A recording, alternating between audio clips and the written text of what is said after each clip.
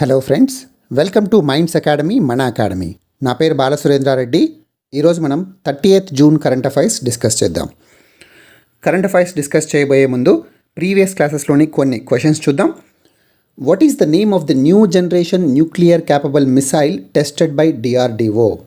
Defence research and development organisation ఇటీవల missiles కావచ్చు, rockets కావచ్చు టెస్ట్ చేస్తూ ఉంది. మనం వాటికి సంబంధించినటువంటి డీటెయిల్స్ అన్నీ చూస్తూ ఉన్నాం. అయితే ఇటీవల న్యూ జనరేషన్ న్యూక్లియర్ క్యాపబుల్ మిసైల్ని టెస్ట్ చేసింది. దాని పేరేంటని అడుగుతున్నాడు. ఇక్కడ మీరు గమనించాల్సింది new generation nuclear capable missile. Nirbhay మిసైల్ని కూడా టెస్ట్ చేసింది, but it is not nuclear capable. ఇక్కడ అగ్ని మిసైల్లో ఏ కేటగిరీ? అగ్ని పి అంటే అగ్ని ప్రైమ్ మిసైల్ని టెస్ట్ చేసింది. That is the new generation Agni missile. It is also nuclear capable అంటే అణ్వాయుధాలను కూడా మోసుకెళ్ళగలిగినటువంటి సామర్థ్యం కలిగి ఉన్న అగ్ని ప్రైమ్ మిసైల్ని డిఆర్డిఓ టెస్ట్ చేసింది. Which pharma company manufactures the DRDO drug 2DG to treat covid patients? Covid patients కోసం 2DG 2-డిఆక్సీ డి గ్లూకోజ్ దీన్ని ఎవరు డెవలప్ చేశారు? డిఆర్డిఓ డెవలప్ చేసింది. డిఆర్డిఓ యొక్క ఏ ల్యాబ్ డెవలప్ చేసింది అని కూడా అడిగేటువంటి అవకాశం ఉంది.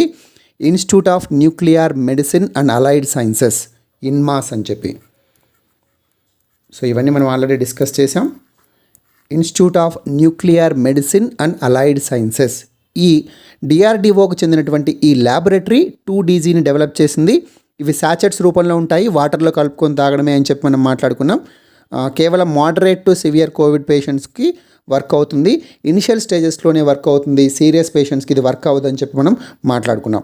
అయితే క్వశ్చన్ ఏమడుగుతున్నాడు? ఏ ఫార్మా కంపెనీతో ఒప్పందం కుదుర్చుకొని ఈ 2DGని మ్యానుఫ్యాక్చర్ చేస్తున్నారు డిఆర్డిఓ వాళ్ళు? డాక్టర్ రెడ్డీస్ ఫార్మా కంపెనీతో వీళ్ళు ఒప్పందం కుదుర్చుకున్నారు 2DG డెవలప్ చేయడం కోసం. Kaluchak military station is located in which state or union territory? మనము నిన్న భారతదేశం మీద మొట్టమొదటి డ్రోన్ దాడి గురించి మాట్లాడుకున్నాం. అది జమ్మూ కాశ్మీర్లోని వైమానిక దళ స్థావరం మీద, ఐఏఎఫ్ బేస్ మీద, మన ఇండియన్ ఎయిర్ ఫోర్స్ యొక్క బేస్ మీద దాడి జరిగిందని చెప్పి మాట్లాడుకున్నాం. 2 బాంబులు వేశారు. కాకపోతే ఎటువంటి ఆయుధ నష్టం కానీ ప్రాణ నష్టం కానీ కలగలేదు. కేవలం అతి స్వల్ప గాయాలయ్యాయి ఇద్దరికి అని చెప్పి మాట్లాడుకున్నాం.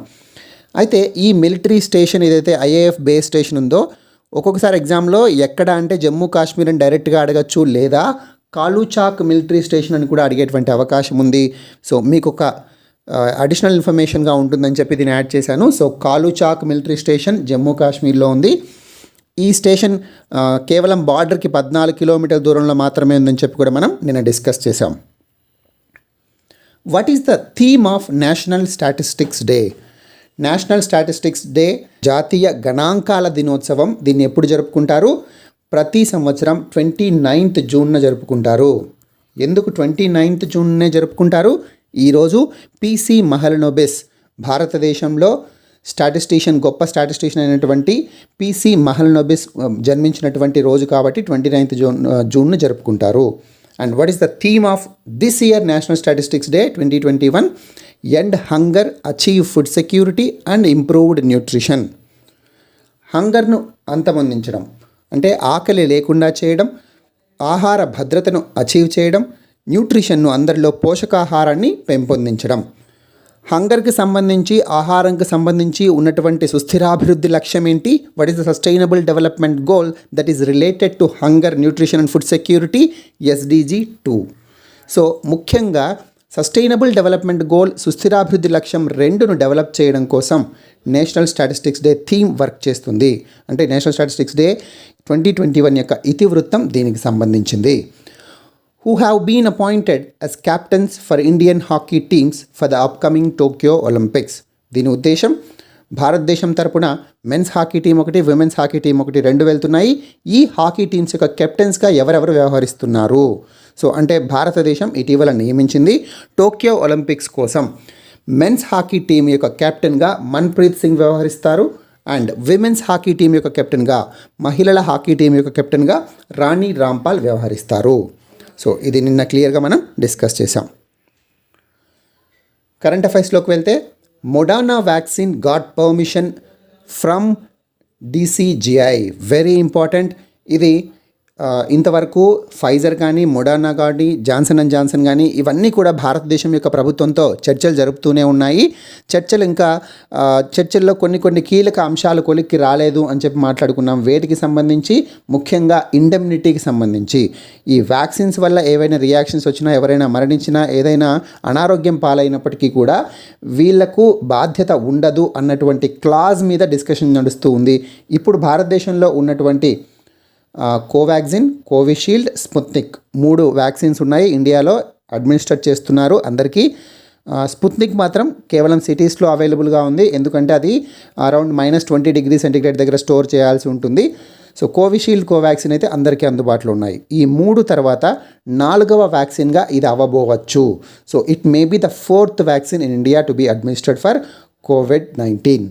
సో ఏంటది? Moderna vaccine. So Moderna vaccine గురించి మనం ఇంతకుముందు కూడా మాట్లాడుకున్నాం. ఇది యొక్క వర్కింగ్ గురించి మాట్లాడుకున్నాం. ఇది ఎక్కడ ఆరిజినేట్ అయింది, ఇది అమెరికన్ వ్యాక్సిన్ అని చెప్పి కూడా మాట్లాడుకున్నాం. అయితే ఇప్పుడు DCGI అనుమతించింది. సో దీన్ని ఎవరు వెల్లడించారు? నీతి ఆయోగ్ సభ్యుడైనటువంటి VK పాల్ ఈ విషయాన్ని చెప్పారు. సో VK పాల్ నీతి ఆయోగ్ యొక్క హెల్త్ మెంబర్ అని చెప్పి మాట్లాడుకున్నాం. అయితే ఈ మొడర్నా వ్యాక్సిన్ను భారతదేశంలో ఏ ఫార్మసీ కంపెనీ అందరికీ ఈ డోసులను అందిస్తుంది అంటే సిప్లా. సో సిప్లా కంపెనీ ద్వారా ఈ వ్యాక్సిన్స్ని ఇంపోర్ట్ చేసుకుంటారు. ఈ సిప్లా కంపెనీ భారతదేశంలో డిస్ట్రిబ్యూట్ చేస్తుంది.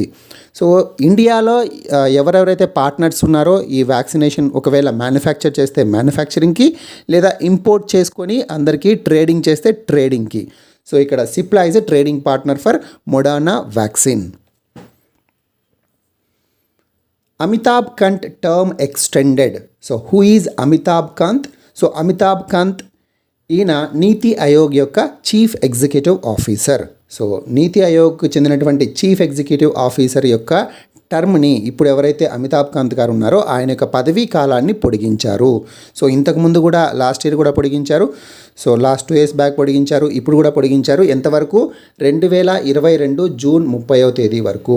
నిజానికి ఈ రోజున ఆయన పదవీ కాలం ముగిసింది. అంటే 2021 జూన్ 30 వరకు ఇంతకుముందు ఎక్స్టెండ్ చేస్తున్నారు. సో 2021 జూన్ 30న ఆయన పదవీ కాలం ముగియగా దాన్ని తిరిగి 1 సంవత్సరం పాటు పొడిగించారు, 2022 జూన్ 30 వరకు. So who is NITI Aayog CEO? Amitabh Kant. And vice chairman of NITI Aayog. Who is vice chairman of NITI Aayog? Doctor Rajiv Kumar. And who is the chairman of NITI Aayog? ప్రధానమంత్రి నరేంద్ర మోడీ గారు. సో నీతి ఆయోగ్ అధ్యక్షుడు ఎవరు అంటే ప్రధానమంత్రి. అండ్ వైస్ చైర్మన్ ఉపాధ్యక్షుడు ఎవరు అంటే doctor Rajiv Kumar. Chief executive officer ఎవరు అంటే అమితాబ్ కాంత్. అండ్ అమితాబ్ కాంత్ గారు భారతదేశంలో ఇంప్లిమెంట్ చేసినటువంటి నీతి ఆయోగ్ ద్వారా ఇంప్లిమెంట్ చేసినటువంటి రకరకాల కార్యక్రమాలకి ఆయన ప్రధానమైనటువంటి కార్యనిర్వాహకుడుగా, కీ డ్రైవర్గా ఉన్నారు. ఉదాహరణకు మేక్ ఇన్ ఇండియా కూడా ఆయన ముందుండి నడిపించారు. Startup India, incredible India, god's own country. Make in India initiative గురించి మీ అందరికీ తెలుసు. So make in India initiative అంటే ఫారిన్ కంపెనీస్ కూడా భారతదేశంలోకి వచ్చి మ్యానుఫ్యాక్చర్ చేయండి అని చెప్పి అందరినీ మనం ఇన్వైట్ చేస్తాం. వాళ్ళ యొక్క ప్రాజెక్ట్ క్లియరెన్సెస్ కూడా ఈ విండోలో ఏర్పాటు చేసి వాళ్ళ క్లియరెన్సెస్ కూడా ఫాస్ట్గా ఉండేలాగా మనం ప్రోత్సహిస్తాం. తద్వారా భారతదేశంలో మ్యానుఫ్యాక్చరింగ్ని పెంచాలి, ఉత్పత్తి రంగానికి ఊతమివ్వాలి అన్నటువంటి ఉద్దేశంతో మేక్ ఇన్ ఇండియాని లాంచ్ చేసింది. సో దీనికి ప్రధానమైనటువంటి డ్రైవర్గా అంటే కార్యనిర్వాహకుడిగా ముందుకు నడిపించేవాడిగా అమితాబ్ కాంత్ గారు ఉన్నారు. ఇంక్రెడిబుల్ ఇండియా దేనికి సంబంధించింది? టూరిజంకి సంబంధించింది, పర్యాటక రంగానికి సంబంధించింది. సో ఇంక్రెడిబుల్ ఇండియా క్యాంపెయిన్ కూడా ఈయన కీ డ్రైవర్గా వ్యవహరించారు. సో భారతదేశంలో యొక్క పర్యావరణ రంగాన్ని పెంపొందించడానికి ఈ క్యాంపెయిన్ని స్టార్ట్ చేశారు. అండ్ గాడ్స్ ఓన్ కంట్రీ అని దేని పిలుస్తారు? కేరళ అని పిలుస్తారు. So Kerala God's own country క్యాంపెయిన్కి కూడా ఈయన కీ డ్రైవర్. ఈయన ఫార్ములేట్ చేసినటువంటి ఈ క్యాంపెయిన్స్ ఏవైతే ఉన్నాయో వీటికి రకరకాల అంతర్జాతీయ అవార్డ్స్ కూడా లభించాయి. ఈయన అతిథి దేవో భవ, గెస్ట్ ఈజ్ గాడ్. మన భారతదేశం యొక్క కల్చర్ ఏమని చెప్తుంది? అతిథి దేవో భవ. ఎవరైతే గెస్ట్ ఉంటారో వాళ్ళని దేవుడిలాగా ట్రీట్ చేయమని చెప్తుంది. ఈ క్యాంపెయిన్ ద్వారా ట్యాక్సీ డ్రైవర్లకు, గైడ్స్ ఎవరైతే ఉంటారో, పర్యాటక రంగానికి సంబంధించినటువంటి గైడ్స్ ఎవరైతే ఉంటారో వీళ్ళందరికీ కూడా ట్రైనింగ్ ఇవ్వాలి. ఎందుకు? ఎవరైతే భారతదేశానికి ఫారినర్స్ టూరిజం కోసం వస్తారో టూరిస్ట్ ప్లేసెస్ని విజిట్ చేయడానికి వస్తారో అలాంటి వాళ్ళకి రకరకాల చేదు అనుభవాలు ఎదురవుతున్నాయి. కొంతమంది ట్యాక్సీ డ్రైవర్స్ ఎక్స్ట్రా ఛార్జ్ చేయడం కానీ, లేదా గైడ్స్ వాళ్ళని మోసం చేయడం కానీ, ఇలాంటి మోసాలకు వాళ్ళు పాల్పడకుండా వాళ్ళకు ట్రైనింగ్ ఇచ్చి భారతదేశంలో అతిథులను ఏ విధంగా ట్రీట్ చేస్తారు, మన సంస్కృతి సాంప్రదాయాలను వాళ్ళకు నేర్పించి తద్వారా టూరిజం సెక్టార్ని ఇంప్రూవ్ చేయాలి అన్నటువంటి ఉద్దేశంతో స్టార్ట్ చేసినటువంటి క్యాంపెయిన్ అతిథి దేవో భవ. దీన్ని కూడా కాన్సెప్చువలైజ్ చేసింది, ఫ్రేమ్ చేసింది ఎవరు అంటే అమితాబ్ కాంత్ గారు. సో ఇలాంటి అమితాబ్ కాంత్ గారి యొక్క టర్మ్ ఇప్పుడు ఎక్స్టెండ్ అయింది అని చెప్పి ఈ న్యూస్లో ఉంది. So this is about Amitabh Kant. అయితే నీతి ఆయోగ్ వార్తల్లో ఉంది కాబట్టి ఒక్కసారి మనం నీతి ఆయోగ్ గురించి మాట్లాడుకుందాం. నీతి ఆయోగ్ ఎప్పుడు ఫామ్ అయింది? 1 జనవరి 2015. నీతి ఆయోగ్ ఇప్పుడు ఎప్పుడు వార్తల్లో నిలుస్తుంది? ప్రధానంగా కోవిడ్-19కి సంబంధించి నీతి ఆయోగ్ మెంబర్ వికే పాల్ గారి వల్ల, అండ్ కోవిడ్-19కి సంబంధించినటువంటి ఆత్మనిర్భర్ ప్యాకేజ్ కానీ రకరకాల స్కీమ్స్లో నీతి ఆయోగ్ యొక్క పాత్ర వల్ల. అంతేకాకుండా ఇథనాల్ బ్లెండింగ్కి సంబంధించి రోడ్ మ్యాప్ ఒకటి రిలీజ్ చేశారు, అందులో కూడా నీతి ఆయోగ్ పార్టిసిపేట్ చేసింది. నరేంద్ర మోడీ గారు ఒక రోడ్ మ్యాప్ డాక్యుమెంట్ని రిలీజ్ చేశారని చెప్పి మాట్లాడుకున్నాం.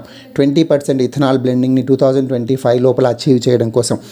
ఇలాంటి రకరకాల కార్యక్రమాల్లో అండ్ గవర్నమెంట్ పాలసీస్ని డిజైన్ చేయడంలో నీతి ఆయోగ్ ప్రధానమైనటువంటి పాత్ర పోషిస్తూ ఈ మధ్య ఎక్కువగా వార్తల్లో నిలుస్తోంది. కాబట్టి ఒక్కసారి నీతి ఆయోగ్ యొక్క స్టాటిక్ కాన్సెప్ట్ కూడా చూద్దాం. 1 జనవరి 2015 నీతి ఆయోగ్ ఫార్మేషన్ అయింది. ఆ మేరకు గవర్నమెంట్ అనౌన్స్ చేసింది. నీతి ఆయోగ్ని ఏమని పిలుస్తాం? Public policy think tank. అంటే పాలసీస్ అంటే ప్రభుత్వ విధానాలను ఫ్రేమ్ చేయడంలో ఇది తగినటువంటి సూచనలు, సలహాలు, రకరకాల కాన్సెప్చువలైజేషన్స్ ఇవన్నీ ఇస్తుందన్నమాట. ఎందుకు నీతి ఆయోగ్ని ఏర్పాటు చేశారు అంటే టు అచీవ్ ఎస్డీజీస్, మెయిన్గా సస్టైనబుల్ డెవలప్మెంట్ గోల్స్ని అచీవ్ చేయడం కోసం. ఏ రకంగా అన్ని స్టేట్స్ను కలుపుకొని పోతూ, ముఖ్యంగా నీతి ఆయోగ్ని కోఆపరేటివ్ ఫెడరలిజంకి ఒక మచ్చుతునగ్గా మాట్లాడతారనమాట. అంటే కోఆపరేటివ్ ఫెడరలిజం ద్వారా భారతదేశాన్ని డెవలప్ చేయాలి అన్నటువంటి ఉద్దేశంతో ఫామ్ చేసింది నీతి ఆయోగ్. అందుకే నీతి ఆయోగ్లో అన్ని రాష్ట్రాల యొక్క ముఖ్యమంత్రులు ఉంటారు, ఢిల్లీ, పుదుచ్చేరి యొక్క ముఖ్యమంత్రులు ఉంటారు, కేంద్రపాలిత ప్రాంతాల యొక్క లెఫ్టినెంట్ గవర్నర్స్ ఉంటారు, అండ్ నీతి ఆయోగ్లో రకరకాల టెంపరీ మెంబర్స్ కూడా ఉంటారు. సరే, అది మనం మాట్లాడుకుందాం. ఈ విధంగా వీరందరినీ ఎందుకు మెంబర్స్గా ఉంచారు? కోఆపరేటివ్ ఫెడరలిజం కోసం. సో సహకార సమాఖ్య అంటారు కదా, ఈ కోఆపరేటివ్ ఫెడరలిజం కాన్సెప్ట్ని ప్రమోట్ చేయడం కోసం. అప్పుడే భారతదేశం సమ్మిళిత అభివృద్ధిని సాధించగలదు అని చెప్పి నమ్మారు. కాబట్టి అసలు నీతి యొక్క ఎక్స్పాన్షన్ ఏంటి? National institution for transforming India. Very important, national institution for transforming India. NITI Aayog ఇంతకుముందు ఉన్నటువంటి ఏ సంస్థను రీప్లేస్ చేసింది? Planning commission. So erstwhile ప్లానింగ్ కమిషన్ని రీప్లేస్ చేస్తూ మన యొక్క భారత ప్రభుత్వం 2015లో నీతి ఆయోగ్ని ఎస్టాబ్లిష్ చేసింది. అండ్ నీతి ఆయోగ్లో ఇందాక మనం మాట్లాడుకున్నట్లు అన్ని రాష్ట్రాల ముఖ్యమంత్రులు, ఢిల్లీ, పుదుచ్చేరి ముఖ్యమంత్రులు, అన్ని యూటీసీ యొక్క lieutenant governors and vice chairman nominated by prime minister. So ఇప్పుడు ఎవరు వైస్ చైర్మన్ అని మాట్లాడుకున్నాం? రాజీవ్ కుమార్ గారు వైస్ చైర్మన్ అని మాట్లాడుకున్నాం. ఈయన ఎవరు నామినేట్ చేస్తారు? ప్రధానమంత్రి నామినేట్ చేస్తారు. సో ఇలాంటి క్వశ్చన్స్ కూడా అడగచ్చు. Vice chairman of NITI Aayog will be nominated by whom అని చెప్పి. So who will nominate vice chairman of NITI Aayog అని కూడా అడగచ్చు. సో అప్పుడు ప్రధానమంత్రి అని చెప్పి మీరు ఆన్సర్ చేయాల్సి ఉంటుంది. టెంపరీ మెంబర్స్ ఎవరెవరు ఉంటారంటే chief executive officer, CEO Amitabh Kant గారు మాట్లాడుకున్నాం. 4 ఎక్స్ అఫీషియో మెంబర్స్ ఉంటారు, 2 పార్ట్ టైం మెంబర్స్ ఉంటారు. సో వాళ్ళు ఎవరో కూడా మనం చూద్దాం. ఇది నీతి ఆయోగ్ వెబ్సైట్ నుంచి తీసుకున్నటువంటిది. ఇక్కడ మీరు చూస్తే చైర్పర్సన్ నరేంద్ర మోడీ గారు ఉంటారు, vice chairperson doctor Rajiv Kumar. 4 ex officio members ఎవరైతే ఉన్నారో వీళ్ళు. ఎక్స్ అఫీషియో ఎందుకంటున్నాం? వాళ్ళ యొక్క ఆఫీస్ చేత, అంటే వాళ్ళు ఆ ఆఫీస్లో కూర్చొని ఉండడం చేత మాత్రమే వాళ్ళు మెంబర్స్ అవుతున్నారు. ఏ ఆఫీస్? ఇక్కడ చూస్తే రాజ్నాథ్ సింగ్ గారు మినిస్టర్ ఆఫ్ డిఫెన్స్ కాబట్టి మెంబర్ అయ్యారు. అమిత్ షా గారు హోమ్ మినిస్టర్ కాబట్టి మెంబర్ అయ్యారు. నిర్మలా సీతారామన్ గారు ఫినాన్స్ మినిస్టర్ కాబట్టి మెంబర్ అయ్యారు. అదేవిధంగా నరేంద్ర సింగ్ తోమర్ గారు అగ్రికల్చర్ మినిస్టర్ కాబట్టి మెంబర్ అయ్యారు. సో ఈ 4 ఈ మంత్రిత్వ శాఖకు చెందినటువంటి వాళ్ళు మంత్రులు అవుతారు, మెంబర్స్ అవుతారు. ఒకవేళ ఈ మంత్రులు మారిపోతే వాళ్ళు సభ్యులుగా ఉంటారు. మారినటువంటి సభ్యులు మాత్రమే సభ్యులుగా ఉంటారు, వీళ్ళు ఉండరు. సో ఇది. అండ్ ఫుల్ టైం మెంబర్స్ ఇప్పుడు ఎవరైతే ఉన్నారో వాళ్ళు 3 ఫుల్ టైం మెంబర్స్ ఉన్నారు.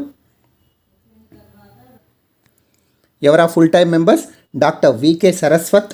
వికే సరస్వత్ గారి గురించి మీరు ఇంతకుముందు వినే ఉంటారు. ఆయన డిఆర్డిఓలో వర్క్ చేశారు, ఒక డిఫెన్స్ ఎక్స్పర్ట్ అనమాట.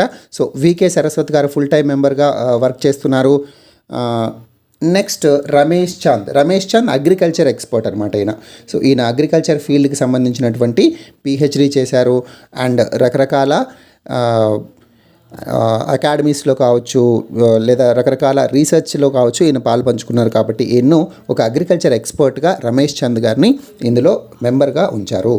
అండ్ నెక్స్ట్ వికే పాల్, ఈయన గురించి మనం ఎప్పుడు మాట్లాడుకుంటూనే ఉన్నాం. ఈయన హెల్త్ మెంబర్ అని చెప్పి, ఈయన హెల్త్ ఎక్స్పర్ట్ కాబట్టి ఈయన కూడా మెంబర్గా ఉంచారు.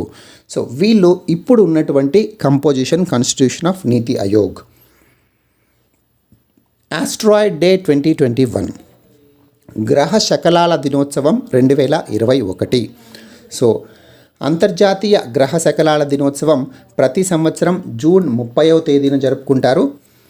ఎందుకు జూన్ 30వ తేదీన జరుపుకుంటారు అంటే జూన్ 30 1908వ సంవత్సరంలో, సో వెరీ ఇంపార్టెంట్, జూన్ 30 1908వ సంవత్సరంలో రష్యాలోని సైబీరియా దగ్గర ఉన్నటువంటి ఒక రివర్, తుంగుస్కా రివర్, ఈ తుంగుస్కా రివర్ దగ్గర ఆస్ట్రాయిడ్ ఇంపాక్ట్ జరిగింది, ఉల్కాపాతం సంభవించింది.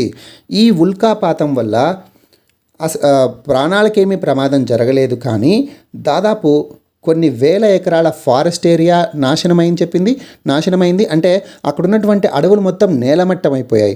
కొన్ని వేల స్క్వేర్ కిలోమీటర్స్ నేలమట్టమయ్యాయి. దాదాపుగా ఒక 8 కోట్ల చెట్లు నాశనమయ్యాయని చెప్తున్నారు. అంత ఇంటెన్స్గా, అంత తీవ్రతతో సంభవించింది ఈ ఉల్కాపాతం.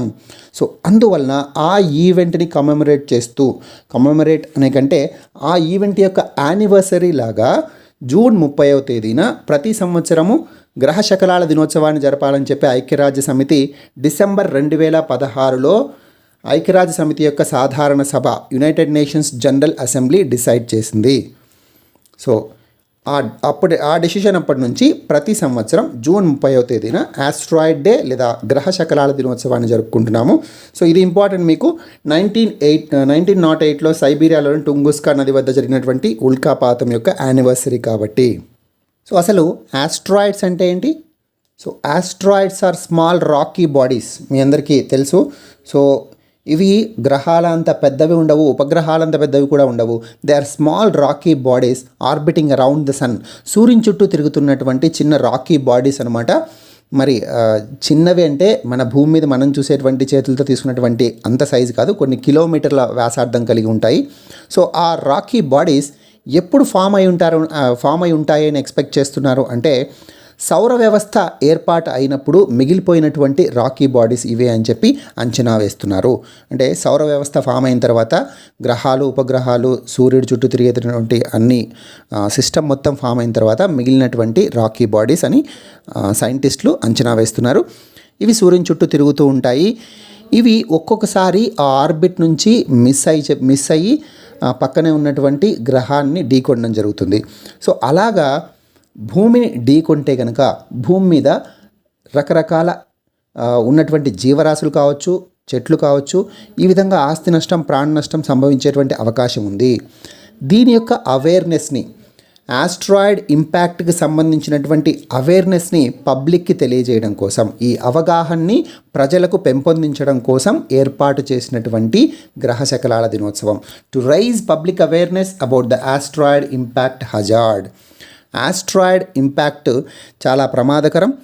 ఇది దాదాపు కొంతమంది అంచనా ఏంటంటే హిరోషిమా, నాగసాకిలో అణుబాంబుల యొక్క ఇంపాక్ట్ కంటే కూడా ఎక్కువగా ఉంటుంది. ఎందుకు? కొన్ని లక్షల కిలోమీటర్ల అవతల నుంచి ఇవి భూమి మీద పడతాయి కాబట్టి. సో ఎంతో వేగంగా వస్తాయి. అవి ఒకవేళ చిన్న ఆస్ట్రాయిడ్ బాడీస్ అయితే కనుక గాల్లోనే కాలిపోయేటువంటి అవకాశం ఉంది. లేదు కొన్ని కిలోమీటర్ల వ్యాసం లేదా డయామీటర్ కలిగి ఉంటే అవి భూమి మీద ఇంపాక్ట్ అయ్యేటువంటి అవకాశం చాలా ఎక్కువ. సో దీని యొక్క అవేర్నెస్ని, ఆ టైంలో ఉండాల్సినటువంటి జాగ్రత్తల్ని, కమ్యూనికేషన్ సిస్టమ్స్ని దీనికోసం ఆస్ట్రాయిడ్ డే జరుపుతున్నారు. ఇప్పటికీ కూడా సైంటిస్టులు చాలా ముందే ప్రెడిక్ట్ చేయలేకపోతున్నారు. కొన్నిసార్లు కేవలం 20 hours ముందు మాత్రమే సైంటిస్టులు గెస్ చేయగలుగుతున్నారు పలానా ఆస్ట్రాయిడ్ వచ్చి ఢీకొంటుంది అని చెప్పి. టెక్నాలజీ ఇంప్రూవ్ అవ్వాల్సినటువంటి ఆవశ్యకత ఉంది. పెరిగినటువంటి లేదా డెవలప్ అయినటువంటి సాంకేతికత ద్వారా ఆస్ట్రాయిడ్స్ని ముందే ఐడెంటిఫై చేయగలిగితే చాలా బెటర్గా ఉంటుంది. ఎందుకంటే పెద్ద పెద్ద ఆస్ట్రాయిడ్స్ ఫ్యూచర్లో కూడా వచ్చేటువంటి అవకాశం ఉందని చెప్పి ఎక్స్పెక్ట్ చేస్తున్నారు. 2029లో కూడా ఆస్ట్రాయిడ్ ఇంపాక్ట్ ఉందంటున్నారు. సో ఈ విధంగా ఫ్యూచర్లో వచ్చేటువంటి ఈ ఆస్ట్రాయిడ్ ఇంపాక్ట్స్ని ముందే కనుక గుర్తించగలిగితే వాటిని భూమి మీదకి రాకుండా డైవర్ట్ చేయగలడం, లేదా భూమి మీద పడుతున్నప్పటికీ కూడా సముద్రాల్లోకి డైవర్ట్ చేయడం, ఈ విధంగా ఏమైనా మనం ప్లాన్ చేసుకోగలుగుతాము. లేదంటే ప్రాణ నష్టం, ఆస్తి నష్టం జరిగేటువంటి అవకాశం చాలా ఎక్కువగా ఉంది.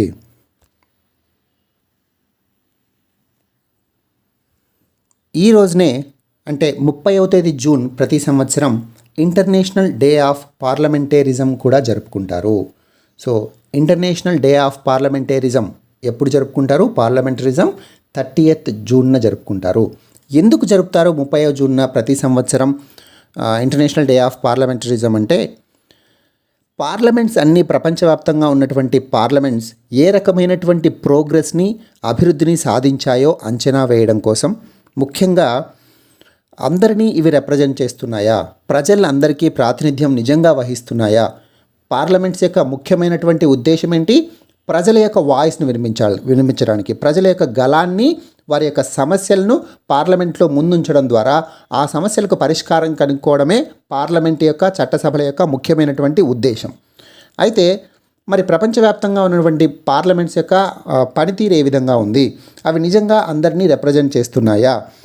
అంటే అందరినీ రిప్రజెంట్ చేయడం అంటే ముఖ్యంగా ఇప్పుడు మన యొక్క పార్లమెంటరీ వ్యవస్థ మనది కావచ్చు, ఏ దేశమైనా చూస్తే ఎక్కువ మంది విమెన్ ఉండరు.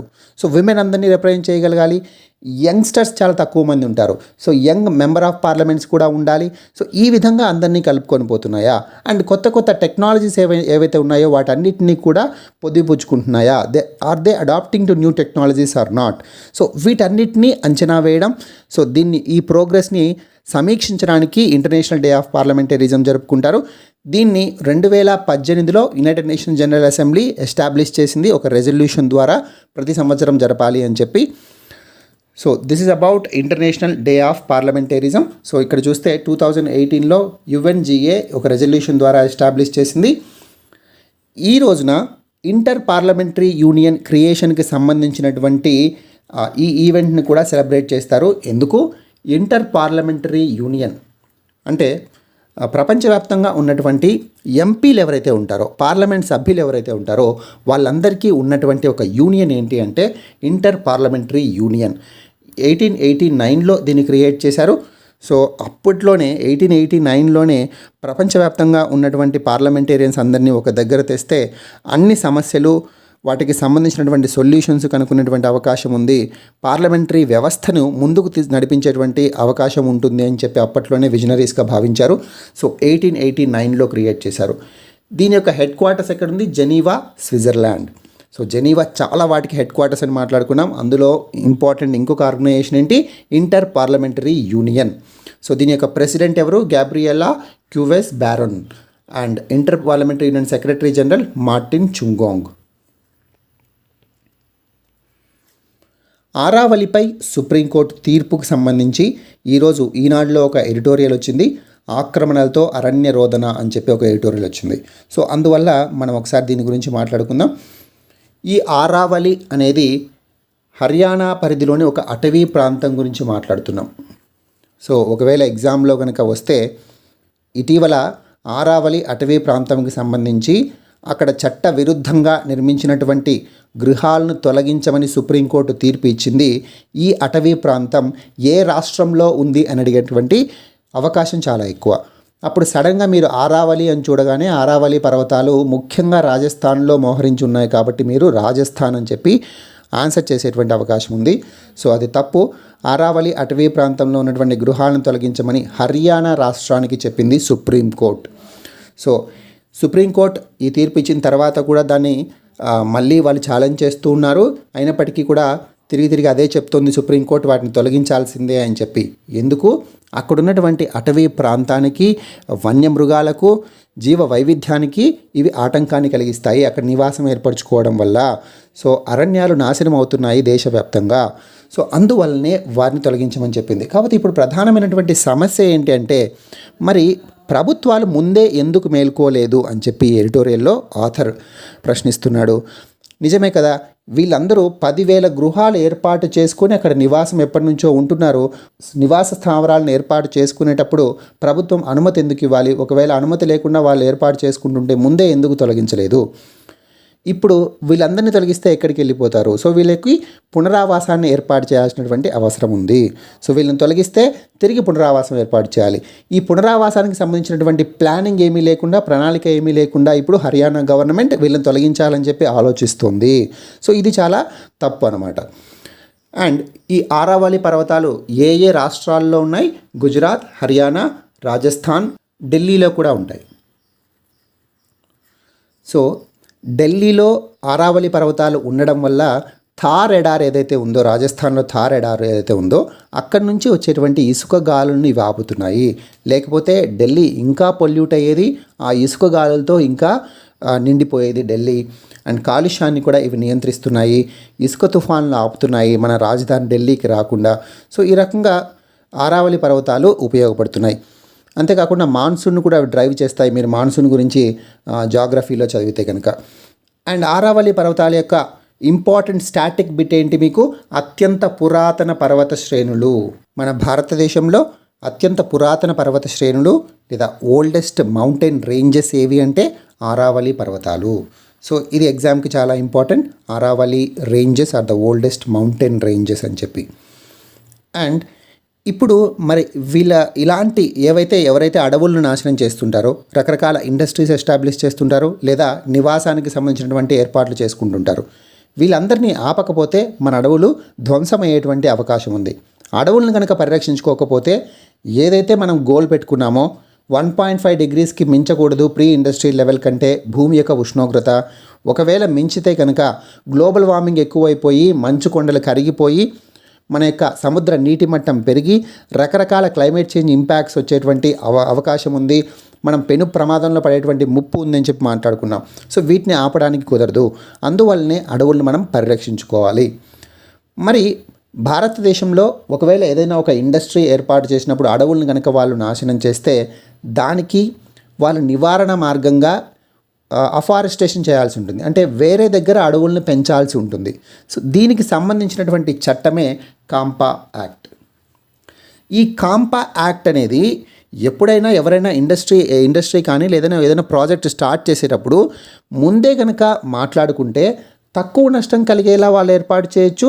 ఆ నష్టానికి సంబంధించినటువంటి అఫారెస్టేషన్ కానీ లేకపోతే దాని యొక్క ఈ నివారణ చర్యలో భాగంగా ఎక్కడ ఫారెస్ట్ని ఏర్పాటు చేయాలో, ఎలాంటి చర్యలు తీసుకోవాలో ముందే డిస్కస్ చేసుకుంటే బాగుంటుంది.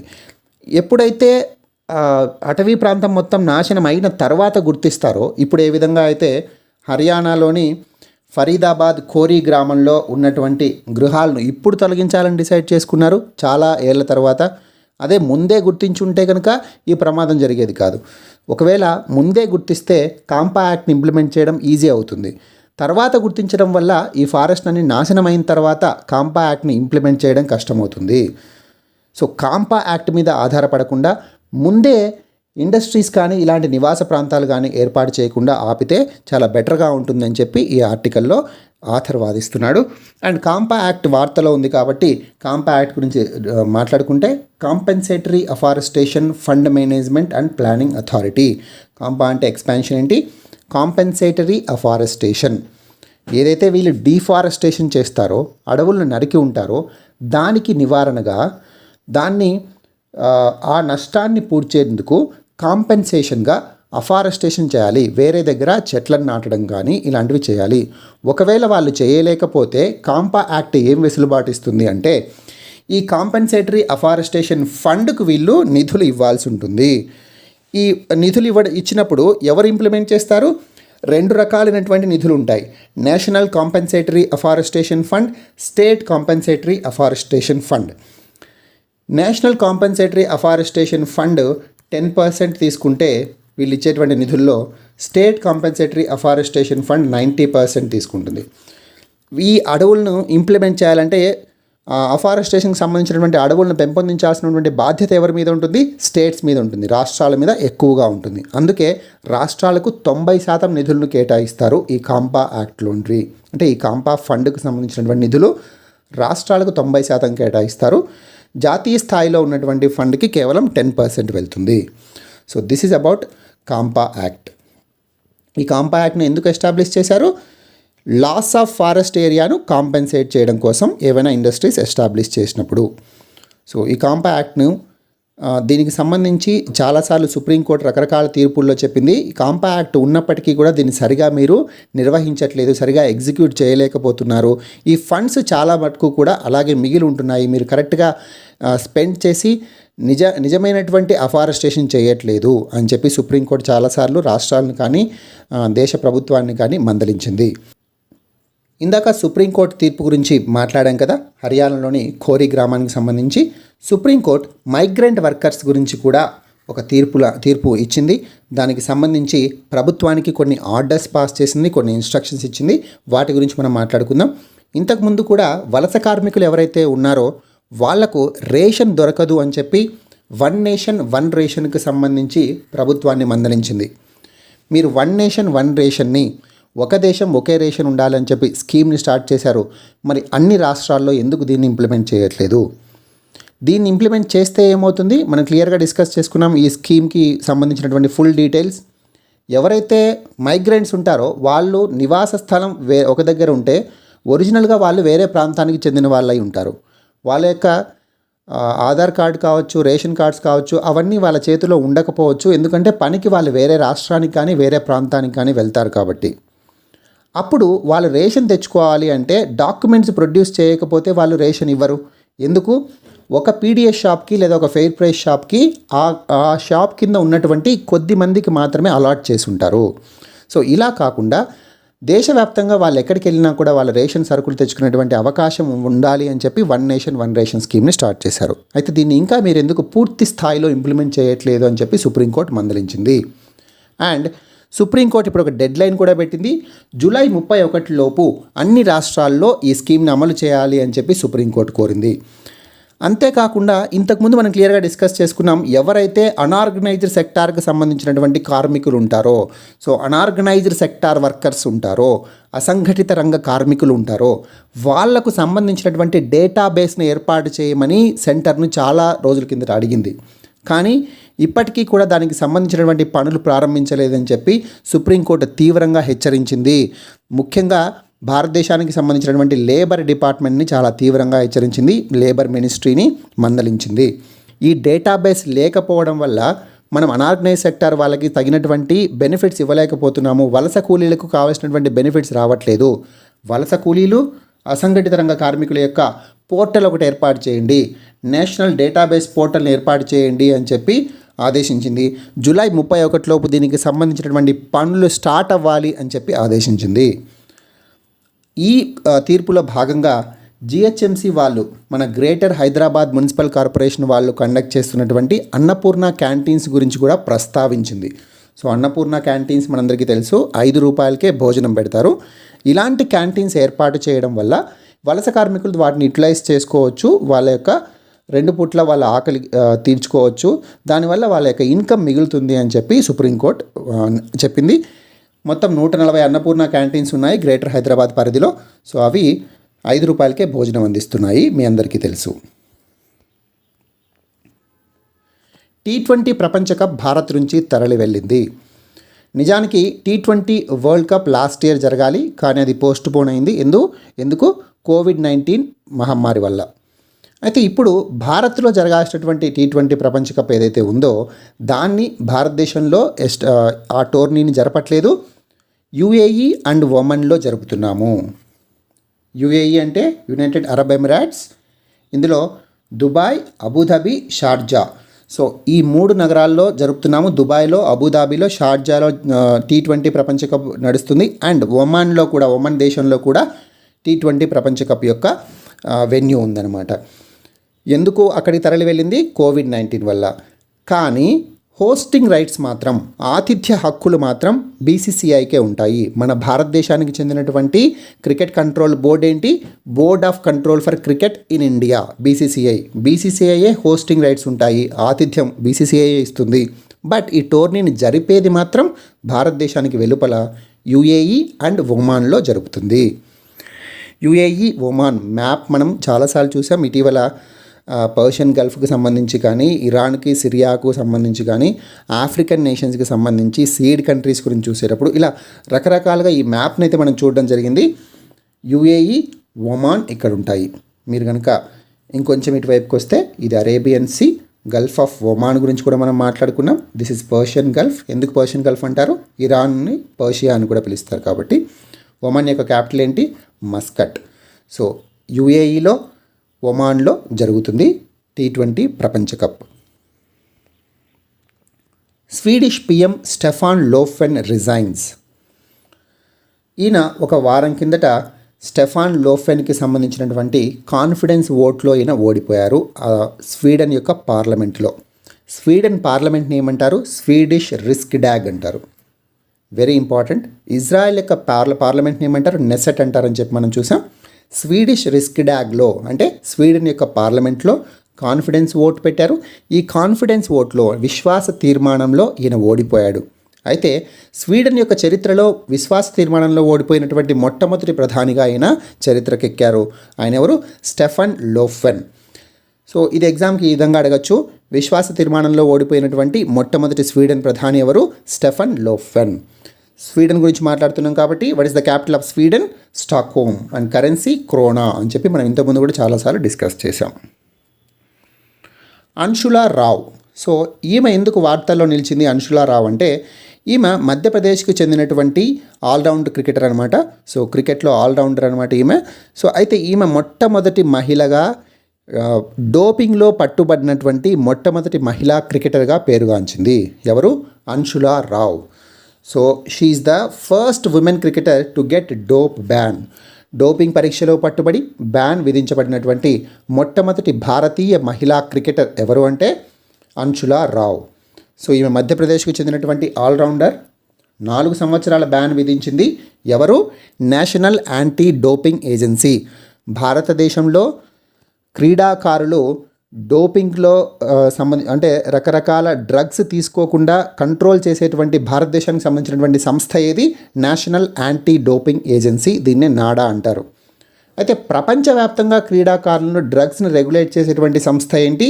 వాడా, వరల్డ్ యాంటీ డోపింగ్ ఏజెన్సీ. వాడా చాలా ఇంపార్టెంట్. దీని యొక్క హెడ్ క్వార్టర్స్ ఎక్కడ అనేది చాలాసార్లు అడుగుతూ ఉంటారు ఎగ్జామ్లో. Montreal, Canada. అయితే మన నేషనల్ యాంటీ డోపింగ్ ఏజెన్సీ యొక్క హెడ్ క్వార్టర్స్ న్యూఢిల్లీలో ఉంటాయి. Who is the CEO of national anti doping agency? Naveen Agarwal. So she is the first women cricketer to get dope ban. ఎవరామె? Anshula Rao. She belongs to Madhya Pradesh state అనమాట. జర్నలిస్ట్ పాలగుమ్మి సాయినాథ్. సో పాలగుమ్మి సాయినాథ్ ఈయన వార్తల్లో ఉన్నారు. ఎందుకోసం? సో ఈయన Fukuoka grand prize for 2021, Japan ఇచ్చేటువంటి Fukuoka grand prize for 2021కు ఎంపికయ్యారు. So అందువల్ల పాలగుమ్మి సాయినాథ్ గారు వార్తల్లో ఉన్నారు. సో వార్తల్లో ఉన్నటువంటి వ్యక్తుల్లో Palagummi Sainath, he won Fukuoka grand prize for 2021. ఎందుకోసం ఈ ప్రైజ్ ఈయనకు దక్కింది అంటే, he investigated impoverished farming villages in India. Impoverished అంటే నిరుపేద వ్యవసాయ గ్రామాలను ఈయన ఇన్వెస్టిగేట్ చేశారు, విచారించారు. ఇలా ఇన్వెస్టిగేట్ చేసి ఆయన ఆ గ్రామాల్లో ఉన్నటువంటి వాస్తవికతను చిత్రీకరించి ఆ వాస్తవికతను చూపించాడనమాట తన యొక్క జర్నలిజం ద్వారా. ఆ గ్రామాల్లో ఉన్నటువంటి వాళ్ళ లైఫ్ స్టైల్ కావచ్చు, ఆ రెసిడెంట్స్ వాళ్ళు ఎదుర్కొంటున్నటువంటి సమస్యలను కావచ్చు, ఈయన తన జర్నలిజం ద్వారా బయటకు తీసుకొచ్చాడు. సో దీనికోసం ఈయనకు ఫుకువోకా గ్రాండ్ ప్రైజ్ ఫర్ 2021 లభించింది.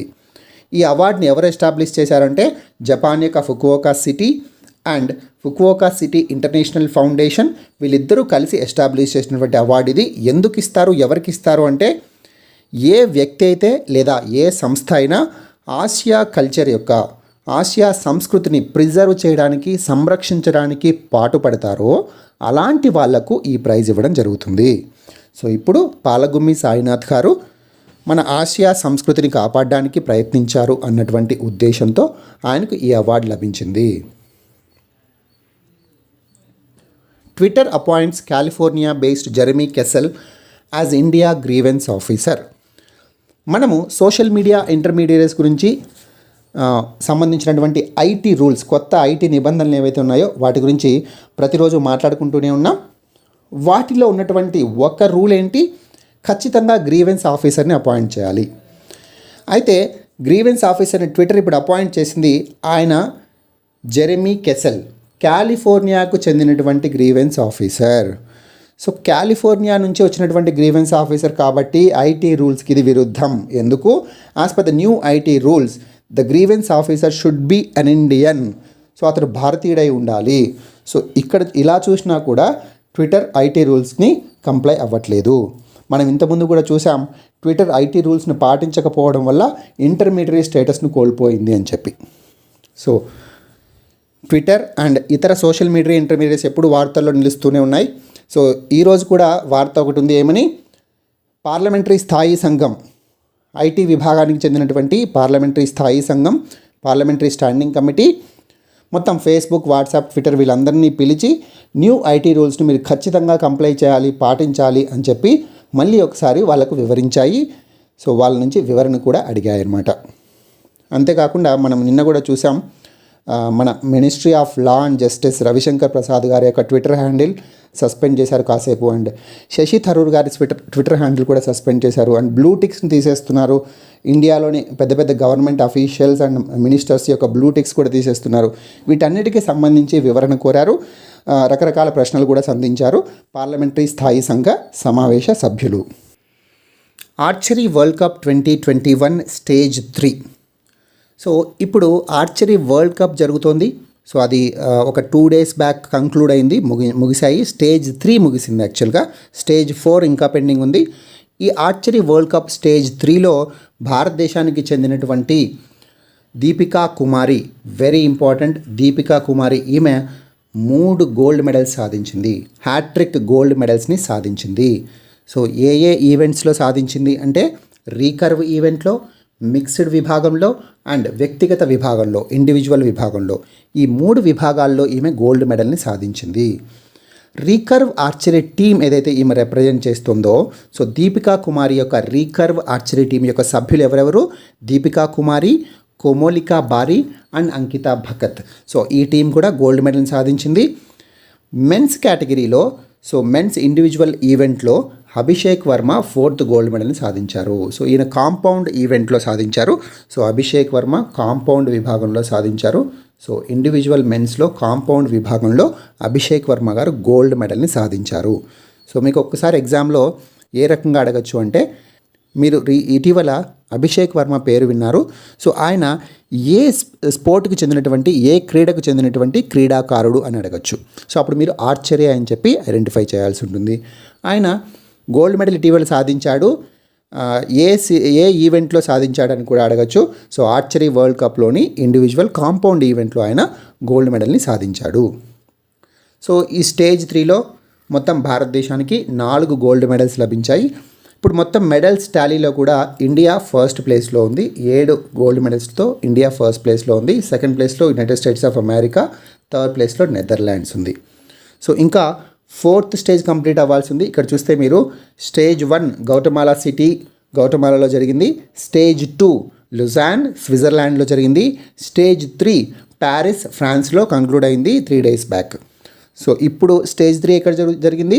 ఫ్రాన్స్లో జరిగింది, ప్యారిస్ సిటీలో జరిగింది. సో అండ్ స్టేజ్ 4 ఎక్కడ జరగబోతుంది? యునైటెడ్ స్టేట్స్లో జరగబోతుంది, యాంగ్ టౌన్లో జరగబోతుంది. So this is about archery world cup 2021. Aarogyasri జాబితాలోకి మిస్సీ చికిత్స. సో మిస్సీ మీరు అందరూ వినే ఉంటారు, MISC. సో ఈ మిస్సీ అంటే multi system inflammatory syndrome in children. Multi system inflammatory syndrome in children, చిన్నపిల్లలు కోవిడ్ నుంచి కోలుకున్న తర్వాత వాళ్ళకు అటాక్ అవుతుంది. ఇన్ఫ్లమేషన్ అంటే ఏదైనా ఒక బాడీ ఆర్గాన్ కానీ బాడీ పార్ట్ కానీ ఇన్ఫ్లమేషన్ గురైంది అంటే అది వాపు రావడం, ఎర్రగా అయిపోవడం, సో పెయిన్ ఉండడం, దీన్ని ఇన్ఫ్లమేషన్ అంటారు. కోవిడ్-19 వల్ల మన ఇమ్యూన్ సిస్టమ్ వైరస్ మీద అటాక్ చేయడానికి మన ఇమ్యూన్ సిస్టంలోని యాంటీబాడీస్ కావచ్చు, టీ సెల్స్ కావచ్చు, ఇవన్నీ కూడా యాక్టివేట్ అవుతాయి. ఎప్పుడైతే వైరల్ ఇంపాక్ట్ ఎక్కువ ఉంటుందో, ఇన్ఫెక్షన్ ఎక్కువ ఉంటుందో మన ఇమ్యూన్ సిస్టమ్ కూడా ఎక్కువగా రియాక్ట్ అవుతుంది. దీనివల్ల ఇన్ఫ్లమేషన్ అనేది పెరుగుతుంది మన బాడీలో. అందువల్లనే పిల్లలకి యాక్చువల్గా కోవిడ్-19 నుంచి కోలుకున్న తరువాత మల్టీ సిస్టమ్ ఇన్ఫ్లమేటరీ సిండ్రోమ్ వస్తుంది. సో ఇది చాలా సీరియస్ సిండ్రోమ్ అనమాట. దాదాపు 85% చిల్డ్రన్, ఎంతమందికి అయితే ఈ మిస్సీ వస్తుందో అందులో 85% పిల్లలు ఐసీయూలో అడ్మిట్ అవ్వాల్సి వస్తుంది. సో ఇంత సివియర్గా వస్తుంది. ఈ చికిత్సను ఇప్పుడు ఆరోగ్యశ్రీ జాబితాలోకి చేర్చింది మన ఆంధ్రప్రదేశ్ గవర్నమెంట్. సో మిస్సీ మీకు తెలియాలి, అండ్ 85% చిల్డ్రన్ ఐసీయూలోకి అడ్మిట్ అవ్వాల్సినటువంటి ఆవశ్యకత వస్తుంది. దీన్ని ఇప్పుడు ఆరోగ్యశ్రీ జాబితాలోకి చేర్చారు అన్నటువంటిది వార్త. ఇందాక ఇక్కడ బీసీసీఐ గురించి మనం మాట్లాడుకున్నాం కదా. Who is the president of BCCI? Sourav Ganguly. So president of BCCI Sourav Ganguly. And BCCI యొక్క సెక్రటరీ ఎవరు? Jay Shah. So Jay Shah is the secretary of BCCI. Sourav Ganguly గారు మీరు అందరికీ తెలుసు, is the president of BCCI. BCI అధ్యక్షుడు సౌరవ్ గంగూలీ, సెక్రటరీ జై Shah. So that's it for today. Please like, share and subscribe to Minds Academy.